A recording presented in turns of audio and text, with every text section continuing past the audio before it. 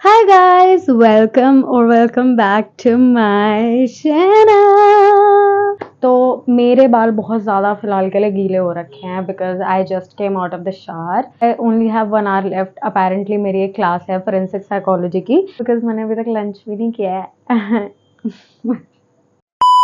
Those who don't know me, hi, my name is Kanak Chaudhary and I make videos about fashion, fitness, lifestyle and sometimes vlog as well. जिन्होंने अभी recent वाली video नहीं देखी है तो description में link है, जाके देख लेना.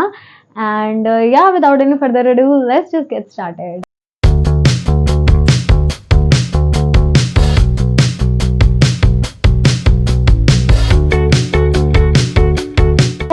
मैं आपको स्टार्टिंग से बताने वाली हूँ कि मेरा लेज़र का कैसा रहा ओवरऑल एक्सपीरियंस.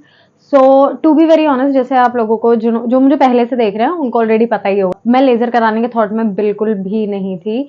बट क्या हुआ था कि मेरी एक आई लैश का बाल है वो मेरी आंख में चला गया था एंड बिकॉज ऑफ दैट मेरी बहुत ज़्यादा आइज वाटरी हो रही थी. जो मेरा चश्मा है ब्लैक कलर का जो मैं ऑलरेडी पहनती थी लेज़र से पहले, वो मेरा 4 साल से लगा हुआ था, तो इतना कुछ ऑन एंड ऑफ नहीं हो रहा था. तो फिर मैं डॉक्टर के पास गई थी. So she checked and she told me कि आपका मतलब ऐसे ऐसे हो रखा था. तो अब उन्होंने वो ईयरबड से क्लीन कर दिया था.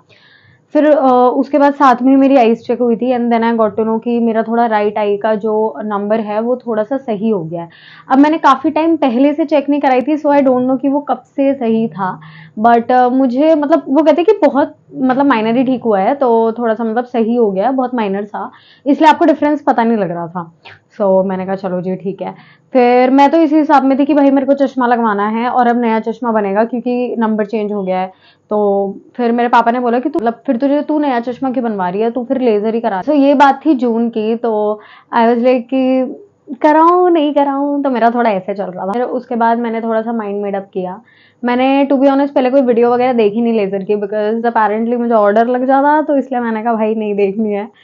देन जून में I went to centre for sight. It's a non sponsored video by the way, but it's just that कि मैंने गूगल वगैरह भी किया था और उनका नाम मुझे सबसे ऊपर ही दिख रहा था. आई गेस नोएडा में भी है, गुड़गांव में भी है, द्वारका में भी है और सफदरजंग में भी है. पापा से बात की, जितने अच्छे उनके रिव्यूज वगैरह थे, मैंने सारे सेंटर्स के रिव्यूज पढ़े थे और मुझे फिर अंदर से गट फीलिंग थी कि भाई इन्हीं के साथ ही मतलब मुझे करवाना है. In June we went for the eye checkup और आपके लिटरली 3 टाइप की आई ड्रॉप्स होती हैं जो कि वो आंखों में डालते हैं like in every 10 to 15 minutes.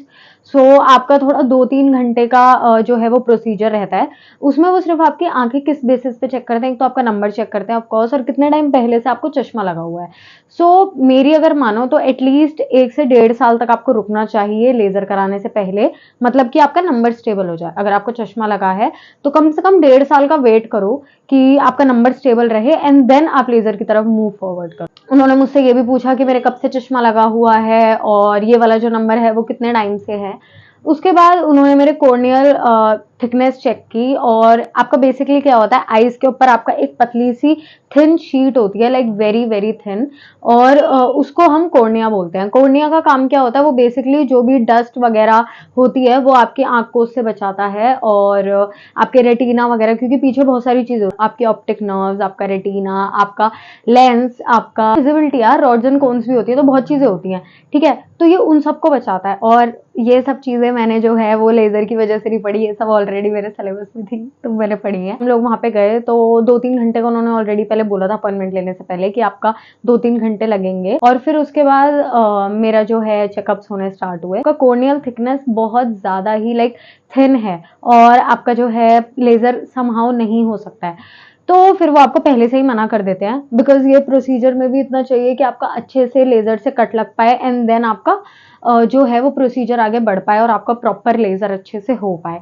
But वही है कि वो थिकनेस भी पहले चेक करनी पड़ती है. तो अगर मतलब मेरे को भी एक ऐसे डॉक्टर जो है नोन में मतलब मिले थे जिन्होंने बोला था कि ठीक है आपका लेजर के लिए बोला है तो लेजर करवा देंगे, मतलब उन्होंने चेकअप वगैरह के लिए नहीं बोला. So that's a red flag, beware of it. तो अगर कोई ऐसा बोलता है तो नहीं, आपको सबसे पहले अपना कॉर्नियल फ्लैप चेक कराना है, बिकॉज कराना इज यार such a big thing and obviously पैसे भी आपके इतने लगते हैं। तो making a hole in your pocket, just be sure. मेरा चेकअप वगैरह हो गया तो उन्होंने बोला कि उनके यहाँ पे 3 टाइप की सर्जरी होती है। एक होती है आपकी स्माइल सिल्क लेसिक, एंड दूसरी होती है आपकी कोंटोरा, और तीसरी आपकी एक और होती है, उसको मुझे नाम नहीं पता, आई एम सो सॉरी। उन्होंने मुझे 45,000 की बोली। सेकंड वाली जो कोंटोरा थी वो उन्होंने मुझे 90,000 की बोली। स्लाइम वाली थी वो आपकी उन्होंने मुझे 130 की बोली। कि आपके टेस्ट के बाद हमें पता लगा है कि आप तीनों में से कोई सी भी सर्जरी करा सकते हो, तो तीनों में से जो भी टेस्ट आपको वहां पड़ता है वो आप करा सकते हो। कोंटोरा हमने फाइनल किया, क्योंकि अपेरेंटली जो आपकी थर्ड वाली है उससे क्या होता है कि आपका कट लगेगा और लिटरली आफ्टर 15 to 20 डेज आपका विजन जो है वो नॉर्मलाइज होगा। कोंटोरा के साथ क्या है कि आपका फ्रॉम द नेक्स्ट डे आपका काफी ज्यादा विजन जो है वो स्टेबलाइज हो जाता है। फर्स्ट टेस्ट था कॉर्नियल वाला, इसमें मेरे पैसे लगे थे 3400 एक्सक्लूडिंग आपका डॉक्टर की कंसल्टेशन फीस। सो कंसल्टेशन फीस 1600 थी, टेस्ट के आपके 3400 थे, और आई गेस रजिस्ट्रेशन फीस भी 100 रुपीज थी। फिर थोड़ा सा मैंने वेट किया, मेरे को था कि एक बार मेरा एडमिशन और रिजल्ट का भी प्रोसीजर चल रहा था, तो मुझे यह था कि एक बार कट ऑफ्स वगैरह रिलीज हो जाए, मेरा एक जगह कंफर्म हो जाए, उसके बाद मैं कराऊं तो मुझे डर नहीं होगा। क्योंकि ऑब्वियसली लेजर कराने के बाद यार आप स्क्रीन वगैरह नहीं देख सकते हो। But I have this friend Parul and I am just so lucky to have her.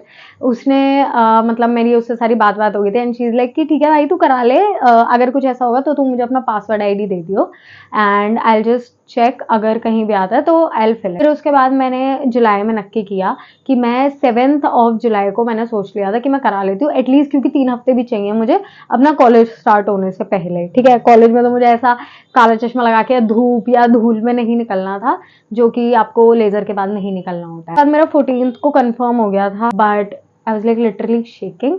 But मुझे ये था कि नहीं ठीक है यार, मैंने जितना सुना था कि डॉक्टर ने मुझे बोला था कि 10 मिनट का है आपका, बस 5 मिनट इस आँख का, 5 मिनट इस आँख का, 10 मिनट आपको देखना, उसके बाद आपको कुछ पता भी नहीं लगेगा। आई वाज लाइक कि ठीक है चलो, और कहते पेन नहीं होगा बिल्कुल भी। फिर मैंने गूगल वगैरह भी करा था तो उसमें भी था कि पेन नहीं होगा। मैंने कहा ठीक है, अगर पेन नहीं होगा तो भाई कोई दिक्कत नहीं है, let's just go for the surgery.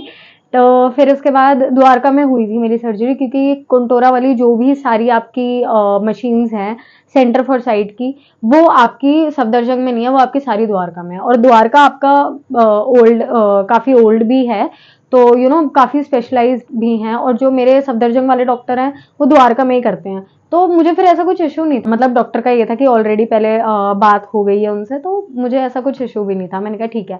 But हाँ, मेरे घर से मुझे द्वारका काफी दूर पड़ा था, तो फिर भी हम निकल गए थे। मेरी सर्जरी उन्होंने 9 बजे की मतलब बोली थी कि वहां 9 बजे पहुंचाना। हमसे सबसे पहले उन्होंने फीस भरवा ली थी, फिर एक फॉर्म भी वो साइन कराते हैं कि हमारी कुछ रिस्पॉन्सिबिलिटी नहीं है कि अगर गलत हो गया तो। बाद उन्होंने मुझे बोला कि ठीक है आपका फिर से एक बार आंखों का टेस्ट करवा लेते हैं।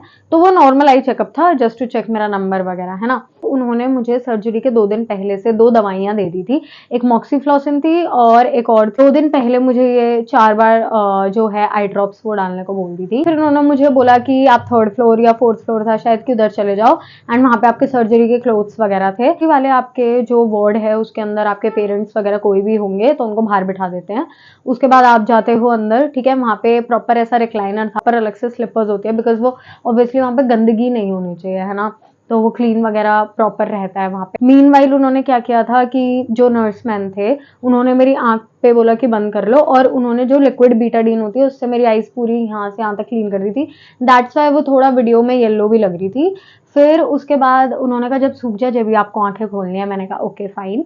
फिर उसके बाद मैंने आईज ओपन की थी, तो फिर मुझे थोड़ा डर भी लग रहा था, मतलब उस टाइम तो काफी ज्यादा ही लग रहा था, क्योंकि मुझे पता था कि बस अब होने वाला है होने वाला है होने वाला है। जैसे ही मैं उस रूम में एंटर हुई, it's basically a hall type of situation.